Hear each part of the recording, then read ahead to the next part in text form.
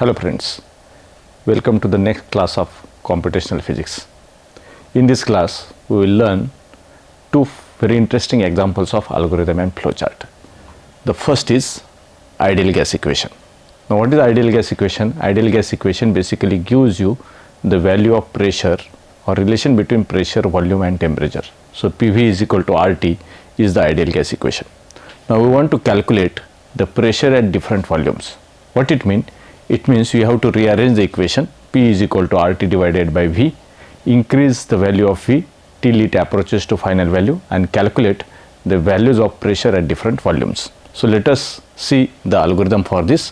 So step 1 is start, then read initial volume Vi, final volume Vf, and okay. So here you can see initial volume Vi, final volume Vf, R, dV and T, where dV is the increment in volume.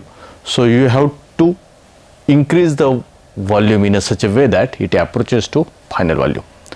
So let's V equal to Vi, then calculate pressure for this particular initial volume. P is equal to RT divided by V. Then print the value of V and P.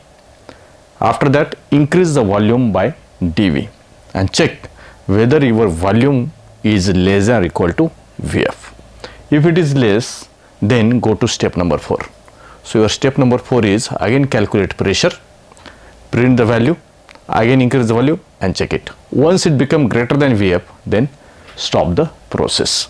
So this step number 4, 5, 6 will repeat again and again till your condition satisfies. Okay, so this is an algorithm for ideal gas equation, that is to calculate pressure at different volume. Now let us see flowchart for this. So first step is start, read initial volume, final volume, R, dV and dt. This is what? This is input, hence it is in parallelogram. Then assign V equal to Vi, then calculate pressure, print volume and pressure, then increase the volume by dV, check whether it is less than or equal to Vf. If it is so, then go here and calculate pressure. So again do this particular process till the condition satisfies. Once V become greater than Vf, then stop the process.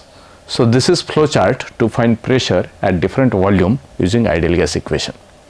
Now next is okay. So next is algorithm for Fibonacci series. We know that the Fibonacci series is a series which generates n number of turns. So first term will be 0, second term will be 1, third term will be addition of first two terms, fourth term is addition of second and third term and so on. So the next term is addition of previous two terms. So in this way you can generate n number of turns. So for that let us consider the Fibonacci series.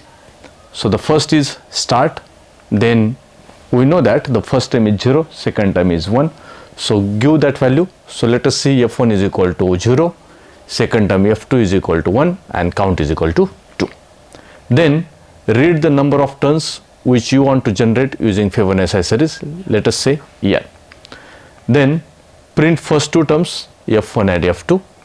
Then calculate third term F3 equal to F1 plus F2. Then print that third term. So print F3. Now count become equal to count plus 1. So initially you have 2. So 2 plus 1, now it become 3.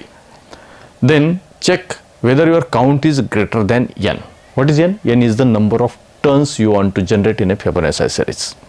So if it is greater than n, then go to step number 10. Else, what to do?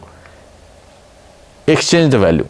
Give the value of F2 to F1, then assign value of F3 to F2, and then go to step number 5. Again calculate new term, that is F3. Once your count become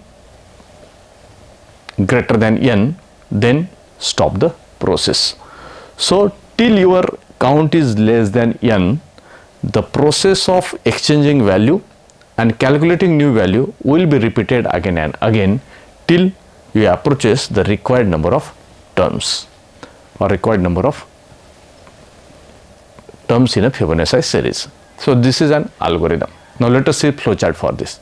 So first step is start, then read the number of terms in a series, then assign F1 is equal to 0, f2 is equal to 1 and count is equal to 2. Then print these two value f1 and f2. So you will have 0, 1. Then calculate f3. So f1 plus f2 is equal to 3. F1 plus f2 is equal to f3. So 0 plus 1 equal to 1. So print f3. Then increase count by 1. So count become equal to 3.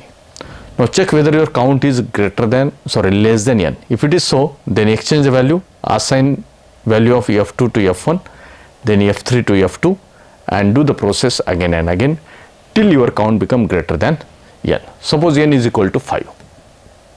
Okay. So you have 0, 1, 2. So this is first count, second count, and third count. So at this particular stage, the flowchart will check whether your 3 is less than n. Yes, it is less than n. Then assign value of f2 to f1, assign value of f3 to f2, and again calculate new term. So it will be 2. So this is your count 4, then 3, this is your count 5. Now, is 5 less than 5? No. So the process will stop. So in this way, you can generate n number of series with the help of this particular ideology. This is a flowchart for Fibonacci series. Thank you.